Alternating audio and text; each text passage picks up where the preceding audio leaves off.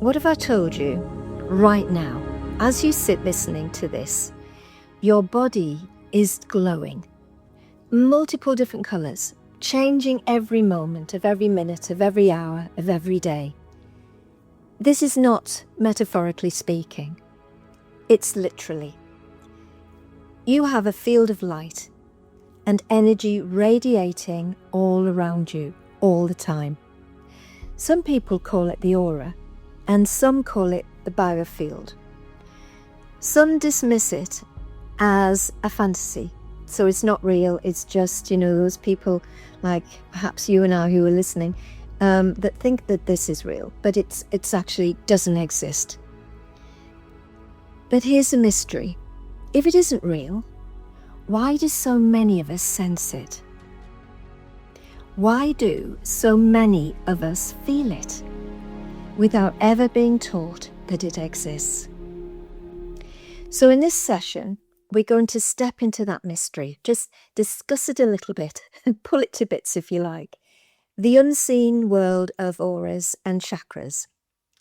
A story that's part of science, part spirituality, and maybe something stranger still.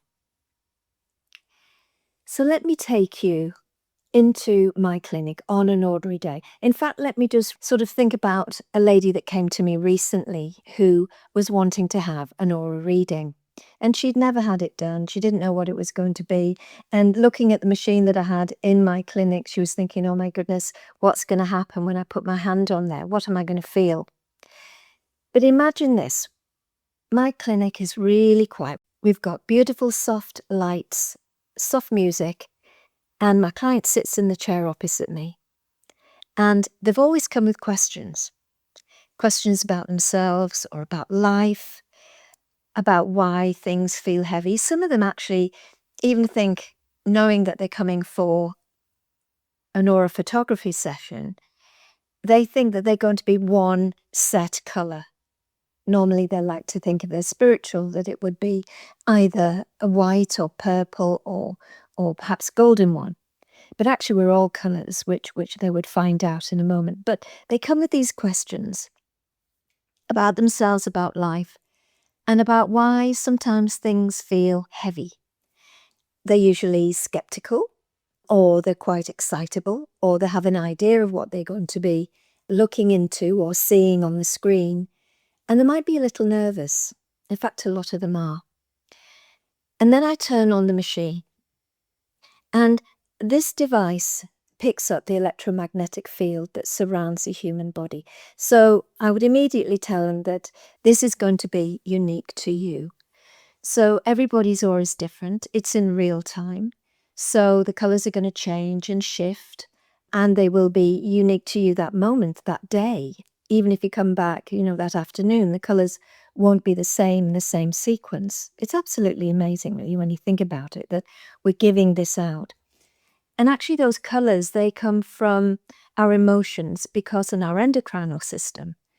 Because when we are emotional, when we're happy, we're giving out these beautiful oils and vapours from different parts of our endocrinal system, and each of them have a lighter density or a deeper, heavier density. For instance, if you're joyous and you're happy, it's going to be very light. The colours are going to be very luminous and see-through. And if you're looking at if somebody is upset or poorly or sad or going through some trauma, then it'll be heavy and sticky, darker colours, browns, the darker colours are dark reds and things like that. So this device picks up this because what happens is when you place your hand on the machine, an electrical impulse goes through your body and it electrifies and spectrifies that beautiful field of energy around you. And as I say, the vapors and the oils produce different densities of frequency, and they will come up as different colors. So it projects it in real time, like I said, onto a screen. So it's it's completely changing and shifting as the client is looking at it. And then those colors, when people sit there, they're thinking, oh my goodness, am I all these beautiful colors? And yes, you are. And those colors will change, as I say, depending on what your emotions are. So this aura it's actually omnipresent. It isn't a rugby ball shape. It isn't a balloon shape around you. It actually, you're pushing it out. You can push it out to hundreds of feet, or you can push it out to just a matter of 4 or 5 feet. But this is your energy, and this is omnipresent. And because it's omnipresent, it's going to have an effect on the people around you, and other people's auras are going to have an effect on your aura as well. So the colors will be reds, blues, greens, shifting almost like a living painting. And as clients, sit there and look at it, they say, is that me? And yes, it is. And the truth is, it definitely is, because that's you in energy. That is your photograph in energy. It's not their body, it's their energy. Now, here's the thing. That energy isn't just the colors, like I was saying to you. They're actually telling you how you're feeling at that moment in time. And if you're happy, if you're anxious, if you're sad or whatever, it will show itself on the screen, because your aura is information. Like I say, it expands when you're joyful, when you're happy, and it shrinks down when you feel anxious or burdened, or you're poorly or sad. It changes with your thoughts, because you are your aura. Your aura is you.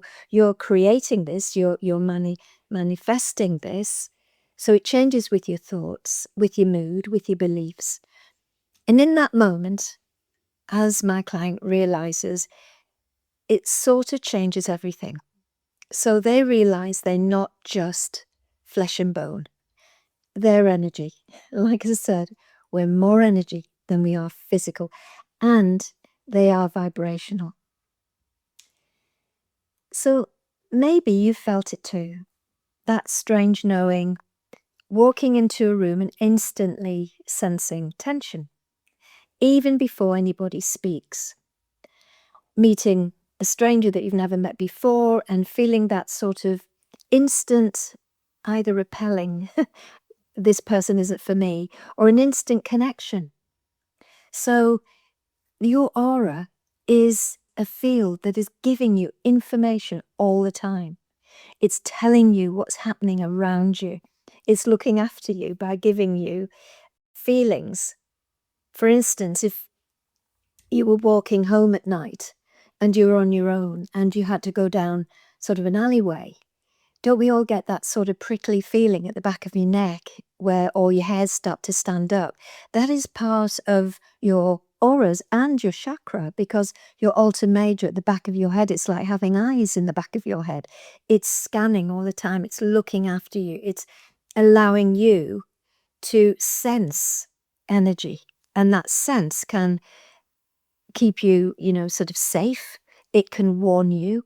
It can, sort of make you feel happy or whatever it is, but it's giving you that information. So meeting a stranger, like I was saying before, that can have that instant connection also. As we know, we can feel, oh, this person is like me. And that again is not because you've had any conversation yet, because you just walked into the room, but it's something you've sensed, you've felt. And another thing is when you go into a room, or say if you go into a pub, I often say this to my students actually as a little exercise. When you go into a pub, just beware of what you can sense behind you. Because sometimes you get that sort of sudden shiver almost, that you know that you're being watched, and you can turn around and you can see somebody's, looking your way. Science calls that intuition. But what if your aura is your radar field, picking up what lies behind the surface? How exciting is that? We ignore it generally, don't we? Unless, of course, you're talking to somebody that is bringing that subject up. And once, of course, you know about the aura, they become so exciting, like it is for me. But sometimes we just tell ourselves that's coincidence. But deep down, haven't you always known that you're reading more than faces and voices? That you're actually reading energy? So what exactly is that aura?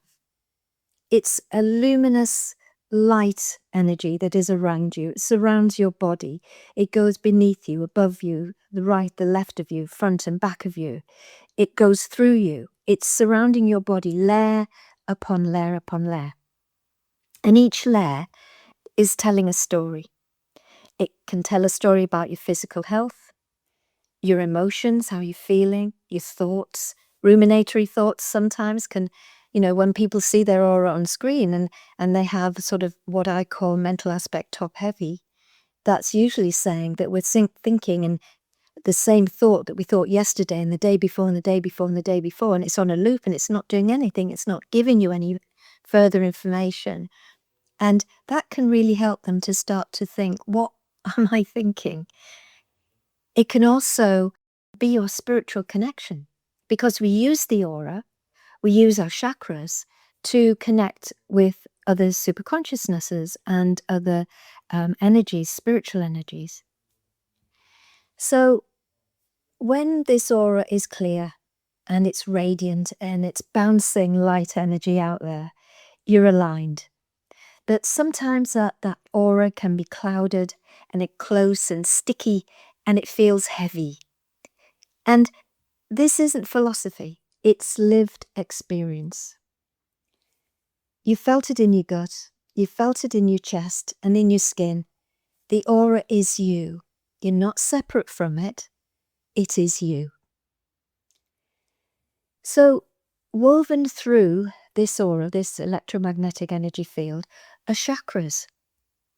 And if we talk about the basic main 7 chakras, they are spinning wheels of light.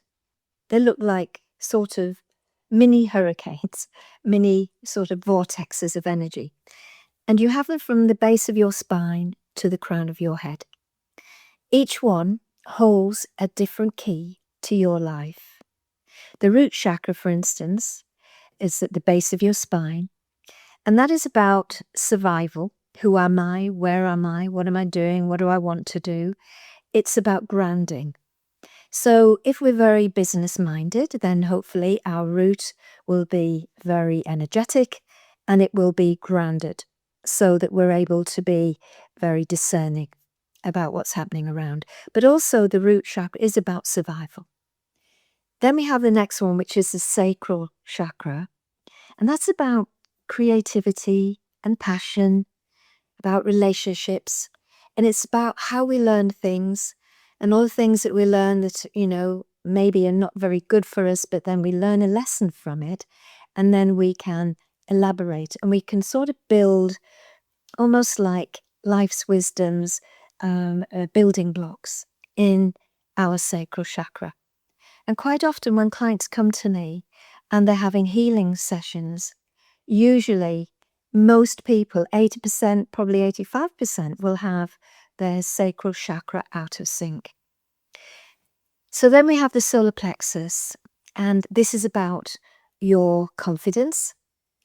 It's about your power. And this can be also the place where some people take other people's power into their solar plexus, or they can actually take on board other people's sort of challenges and things. And that can make them feel very heavy, very anxious about things because they don't realize that they're actually taking on board other people's problems. And yes, it's where people's negativity often lands on you.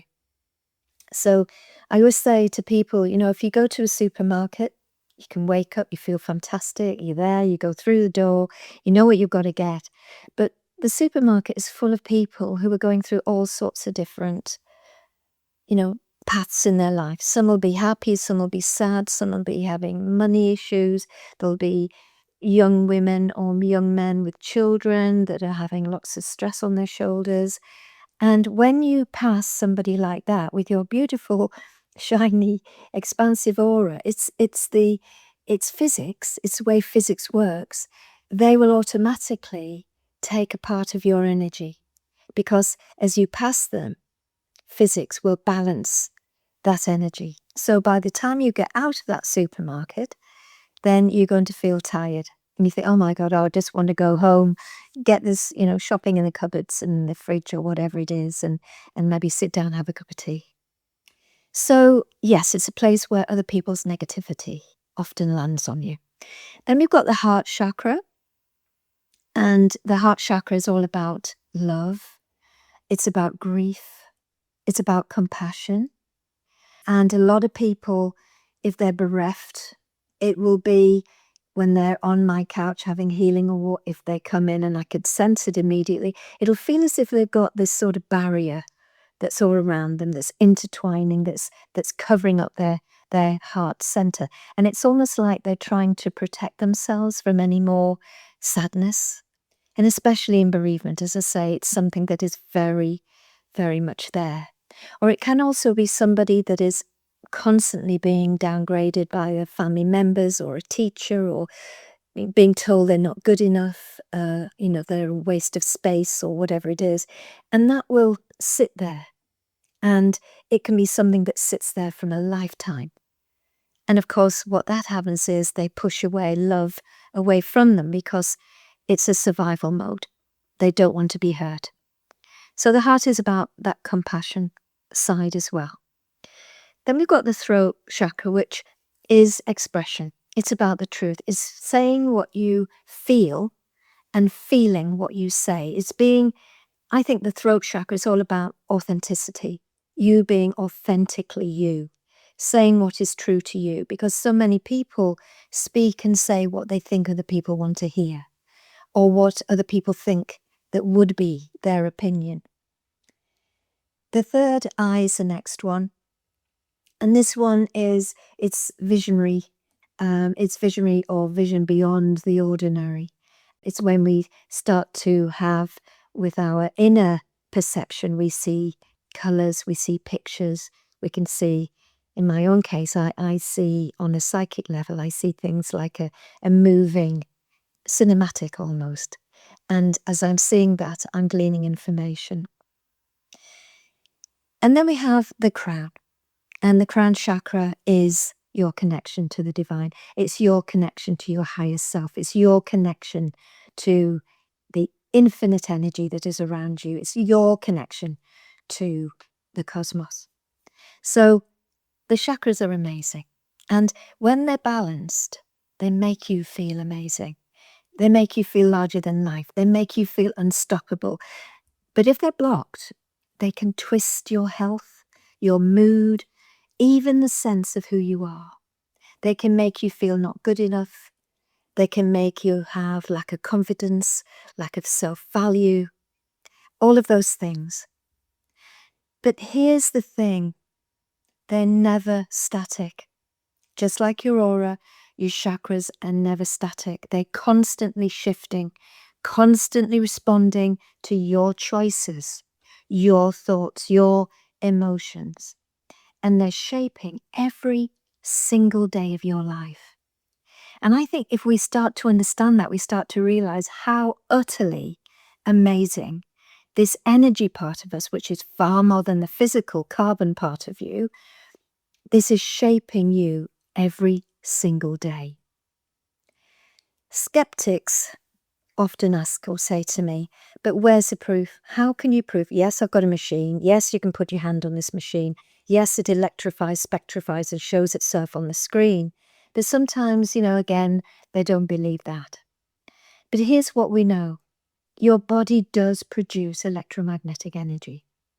Your brain, your gut, your nerves, all fire electrical signals. But amazingly, the strongest field comes from your heart. In fact, research shows us that your heart's electromagnetic field output is literally up to 60 times stronger than your brain's. That's crazy, isn't it? But we're actually more heart-based. And again, if we look at ourselves, we're always in our heads.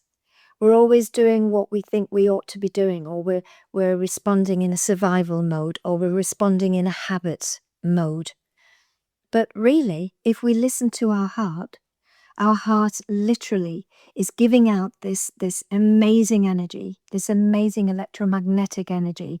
And this energy, being the strongest, actually it shows that you can push that out. It's quite extraordinary. It can extend several feet beyond your body. And when you feel excited, don't you feel your heart is bursting?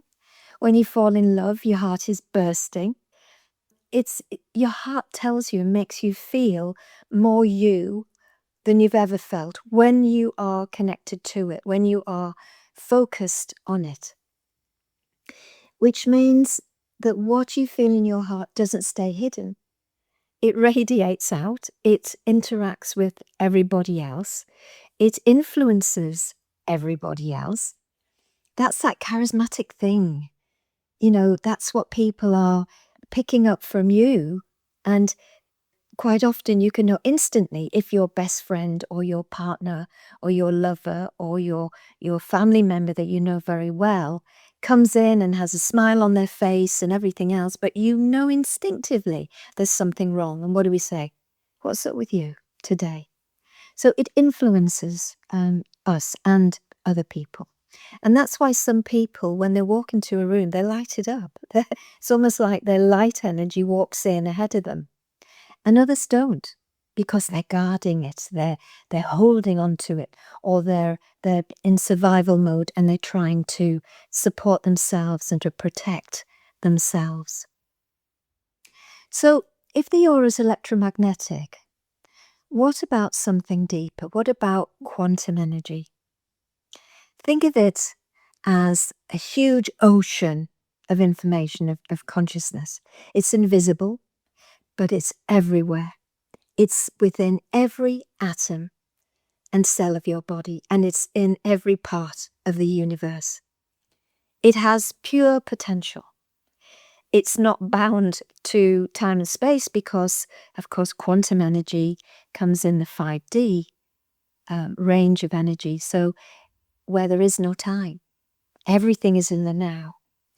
This is where thought becomes reality, where intention that you have starts to have weight. So what you think and how you intend it to be, what's the reasoning behind the need to having this intention or this thought, that is what comes out. So like I said with the authenticity, if you're saying something that isn't real, that isn't what you are wishing to push out, then that energy can actually block your own energy if it's not authentically you.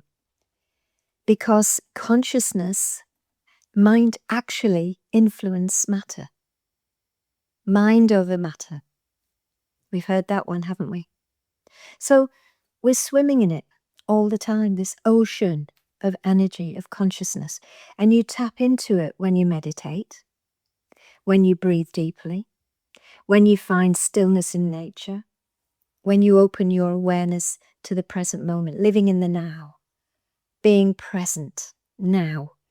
That is so powerful, because if you are living in the now, if you are present, you are focused on what is actually there right now.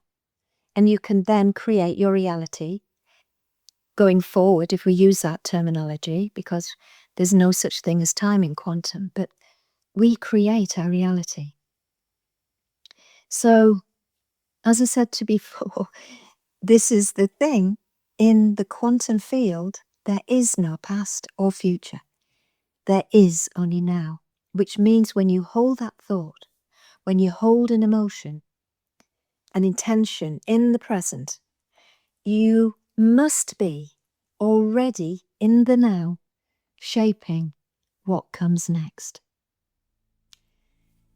So let me ask you now, just right now, stop and breathe and place your hand on your heart. Just thinking about your heart in a different way now. Feel it. Imagine your beautiful energy radiating outwards, touching those you love, those who pass in the street or in the supermarket, like I said, even those far away. Because if there's one truth the aura teaches us, it's this: energy doesn't recognize distance. Energy doesn't recognize time. You are already connected to everything and everyone. So, what are we left with? We've spoken about the auras and the chakras and this amazing electromagnetic fields and the quantum energy. And some will say it's science, some will say it's spirituality. And obviously, the skeptics, some will say it's nonsense. Believe me, I was a skeptic about auras. It took me 9 years to feel confident enough of how I understood the aura, how I looked into the aura, referenced it, learnt about it, read about it, practiced it, for me to then say, okay, yes it is, this is an information, this is part of who I am, this is what I'm connecting with my clients, with people, and I'm going to use it, and I'm going to trust it.